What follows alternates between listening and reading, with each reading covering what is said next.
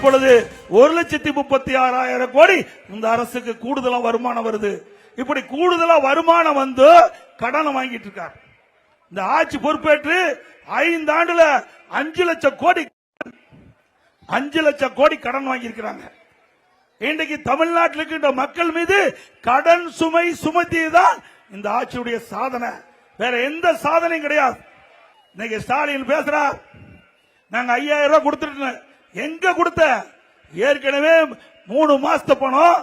இப்ப தேர்தல் வந்ததுனால மக்கள் இடத்துல செல்வாக்கு இருந்ததுனால 2,000 ரூபாய் கொடுத்து 5,000 ரூபாய் கொடுத்து மக்களை ஏமாத்துற திரு ஸ்டாலின் அவர்களே, அண்ணா திமுக ஆட்சி மனதுடனே எல்லா குடும்பத்தில் இருக்கின்ற நம்முடைய குடும்ப தலைவருடைய வங்கி கணக்கில் 10,000 ரூபாய் வழங்கப்படும்.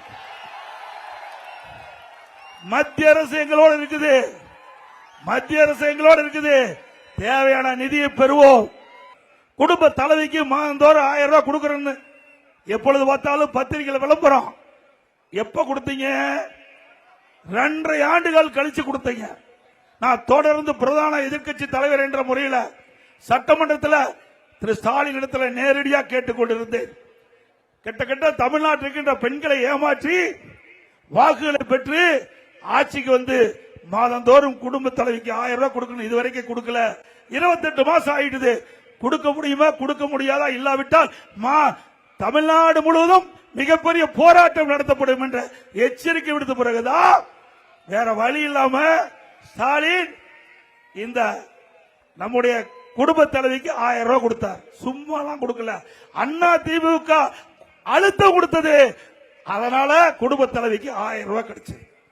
எங்க பார்த்தாலும் கொலை, கொள்ளை, திருட்டு, வழிப்பறிவு, பாலியல் வன்கொடுமை நடக்காத நாளே இல்லை. இன்னைக்கு எல்லாம் போதை ஆசாமிகளால இந்த பிரச்சனை நடக்குது. இன்னைக்கு பாத்தீங்கன்னா நாங்குநேரியில 4 நாளைக்கு முந்தி ரோட்ல போறவங்க எல்லாம் வெட்டுறான்.